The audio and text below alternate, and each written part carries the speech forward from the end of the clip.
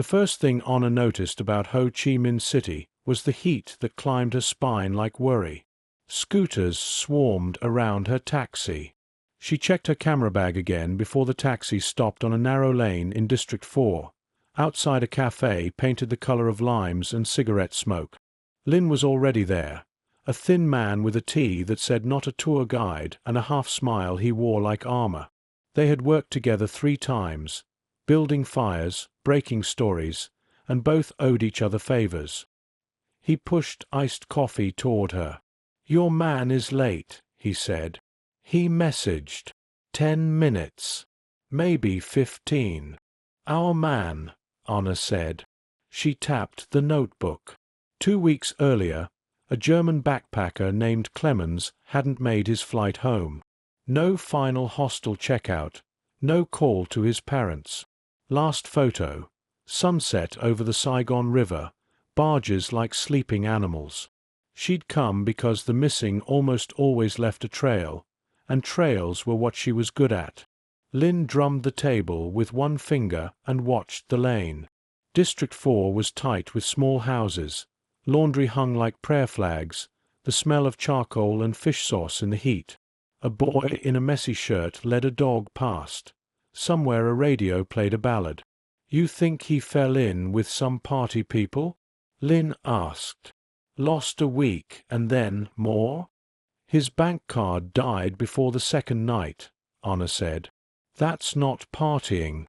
That's a switch flipped." Their source, a port clerk named Kwong, arrived looking like he'd borrowed his own clothes. His eyes were fogged by not enough sleep. He didn't sit. "We can't talk long," he said. "They're checking phones now. People who ask about the barges become problems." "Who's they?" Anna said, but Kwong had already gripped the back of a chair as if bracing for impact. "The ones who buy sand by the river and sell permits no one signed," he said. "The ones who own the night." He slid a folded printout across the table. It was a barge manifest from the previous Wednesday. A line was blacked out with marker, but the pressure showed the ghosts of letters beneath. Lotus 17. "There's also a ferry passenger list from the same night," Kwong said. "The German was on it. The barge left at midnight. The ferry never reported docking. The cafe's lights blinked. A scooter backfired. Someone shouted outside, then laughed." Lin took the paper, his brow tightening. "Where did the ferry go?" Kwong's mouth twitched. "Don't call me again," he said. "If anyone asks, you were tourists and I refused to talk." He walked out and didn't look back. Anna wanted to run after him, but her phone buzzed with a message from an unknown number. Wrong stories draw worse endings. By the door, a man with a camera bag, just like hers, pretended to read his screen. The hair on Anna's arms prickled. "We're burned," Lin said, following her eyes. "Let's move. Together. Slowly." They ducked through the back of the cafe, past crates of condensed milk and a woman apportioning ice with a hammer. In the alley, heat wrapped them again. Lin flagged a rideshare and spoke too quickly for Anna to catch all the words. The driver nodded once, eyes sliding to the rear view. "Where?" she asked. "District 7, Lin said. "There's a yard. If Lotus moves sand, it docks there. And if it moves people?" Anna said. "Then we need to be careful what we find," Lin answered, and for the first time that day she heard fear in him. The yard in District 7 sat behind a gate plastered with no trespassing signs. From the canal came the low cough of engines. Barges were moored 2 deep, dark hulls dusted with pale grit. Men shoveled sand from a dredger's moor. Fine particles hung in the air. Lin led Anna along the fence, keeping close to uneven brick. Between slats they saw a container office raised on concrete blocks, air conditioner dripping, a woman smoking beneath the unit's hum. On its door, a Lotus decal peeled at the edges. Same logo as the manifest, Anna whispered. We should come back at night, Lynn said. You didn't bring long lenses. I brought shoes, she said, and started counting guards. 4 visible, maybe more inside. 2 cameras swung on poles. A boatman in a green hat watched a phone video and didn't see them. They circled to a side path lined with water hyacinths and beer cans. From there they could see the lot where trucks queued, each with a wade top. The 4th truck in line was blue, with a cracked headlight and a bumper sticker of a German club. The driver stood smoking, face hidden by a mask, but when he lifted his head Anna saw a thin scar along the jaw. That's him, she said. You know him. In the last photo on Clemens's feed, someone with that scar was in the background, messing with his backpack. She pulled up the picture. The angle was bad, but the scar was clear enough. He's not just a driver. The woman from the office finished her cigarette and spoke to the scarred man. He flicked his butt into the canal. A whistle blew, and the blue truck was waved forward onto a scale. Lynn filmed on his phone, pretending to scroll. Anna photographed plates and signage until the camera felt too heavy. Time to go, Lynn said. I don't like the eye line from that camera. They doubled back toward the street. At the corner, a kid on a motorbike revved twice, lifted 2 fingers, then peeled away. Within a minute, a guard stepped out from a hut and looked down the alley where they'd been. He spoke into a radio. They reached a noodle stall and sat like regulars. The cook ladled broth into bowls. The steam smelled like star anise and bone. We need to know where Lotus 17 went, Anna said, keeping her head low. If the ferry vanished the same night, they could have met mid-river. People don't just move from ferry to barge, Lynn said. Not without help. Or interdiction, Anna said. She showed him Kwong's manifest again. There's a missing line item, something loaded but unnamed. Maybe not sand, Lynn said. His phone buzzed. He frowned, then slowly flipped the screen toward her. A pin on a Delta map. The sender was saved as Tam. A friend in Kandho, Lynn said. He runs a tourist boat. Says there's a private pier near Kai Rang where trucks meet the river after midnight. He saw a blue rig there last week. Ask him to meet us on the water, Anna said. If Lotus runs at night, we'll need a boat. Kandho is 4 hours. And someone just made us at the yard. Anna touched the camera. Steady weight. Then we go now and get there before dark. The cook set down a plate of herbs and murmured, Be careful, without looking up. On the street, the same kid on the motorbike made a circle and darted away, grinning like a brother who knew a joke you didn't. Tam's boat was low and quiet, built for watching sunrise markets, not for shadowing barges. It smelled of oil and fish. He greeted Lynn with a quick hug and Anna with a nod that reserved judgment. They pushed into the brown sweep of the Hau River as heron light dissolved to dusk. Private pier is upstream, Tam said, keeping his voice soft. Don't aim lights at it. They have eyes. From the water, the delta felt both endless and close. Houses crouched on stilts.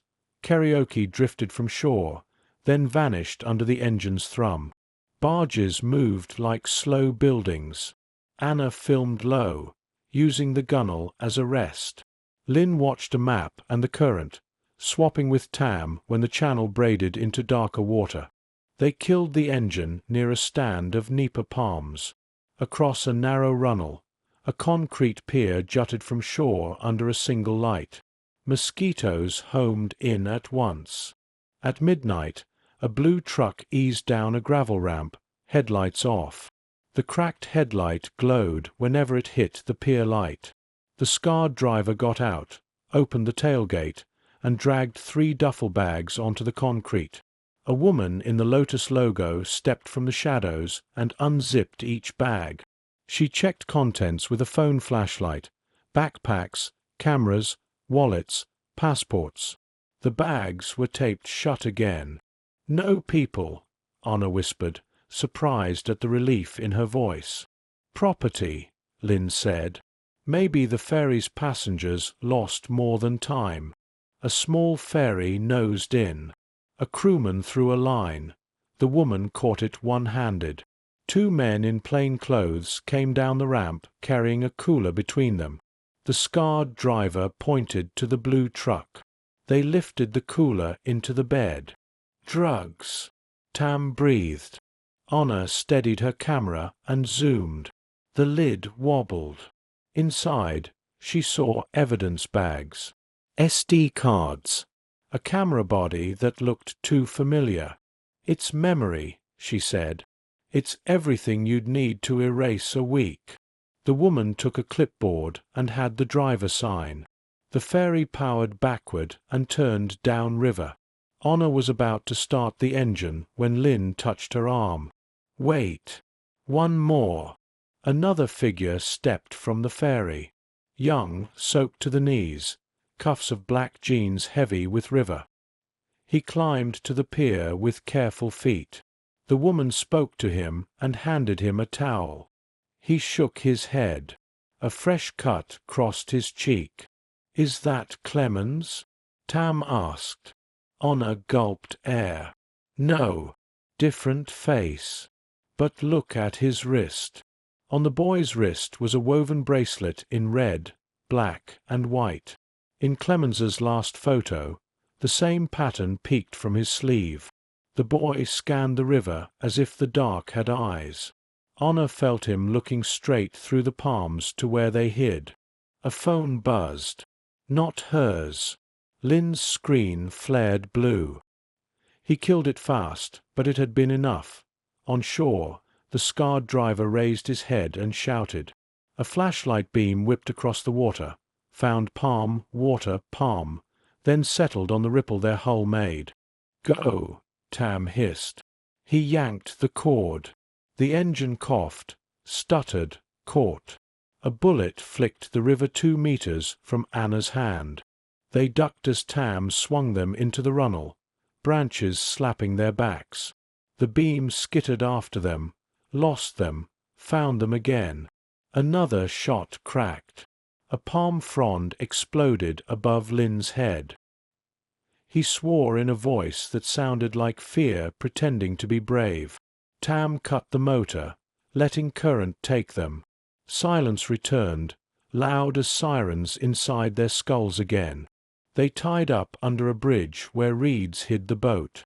Tam left tea in a dented thermos. Dawn bled into the river. A woman on a bicycle stopped at the stairs and said Lynn's name.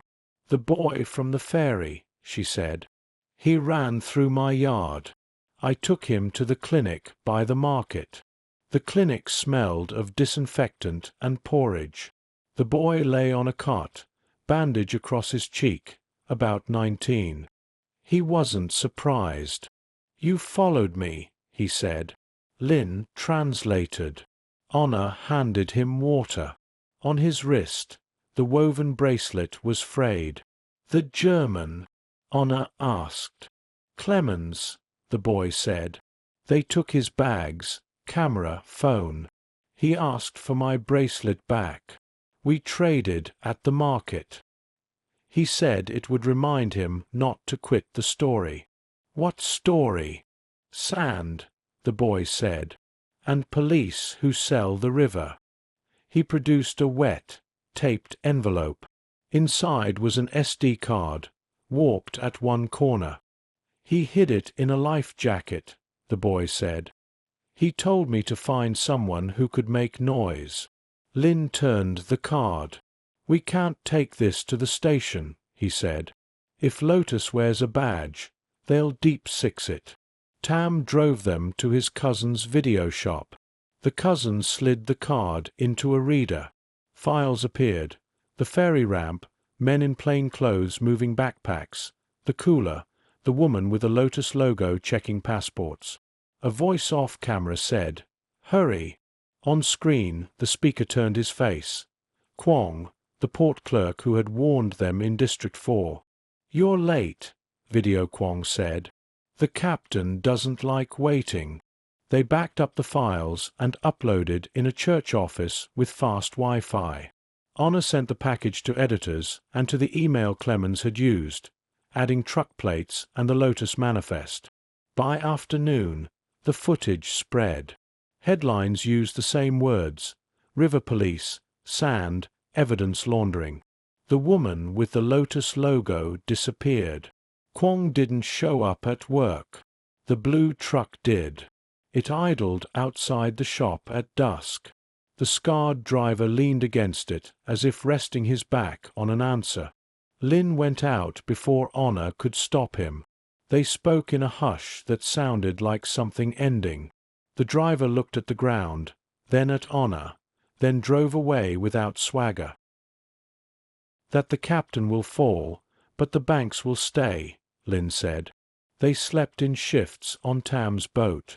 In the morning, a padded envelope lay on the seat. Inside was a red black-white bracelet and a strip of paper. Not the river, its banks. K. That night Anna's phone lit with the same unknown number. Wrong stories draw worse endings. She looked at Lin. He sighed and showed a cheap burner. "I sent it," he said. "You rush. I needed you to slow down." She wanted to be angry, and couldn't. "Tonight." Honor read it twice. Relief and frustration fought in her throat. Clemens was alive, or someone wanted them to believe it. Either way, the message held. The barges weren't the story alone. The permitting, the land deals, the officials who turned levies into cash, that was the shore that shaped the water. Honor closed her hand around the bracelet. Every river was two stories at once, what moved on it and what made it move. She filmed the brown run of water, the bridge trembling as trucks passed, the ordinary morning returning like a secret that refused to stay buried.